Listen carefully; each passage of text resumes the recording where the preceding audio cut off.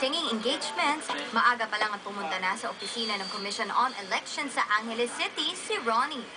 Layunin ng singer nais niyang ma-exercise ang kanyang karapatang makaboto sa darating na halalan.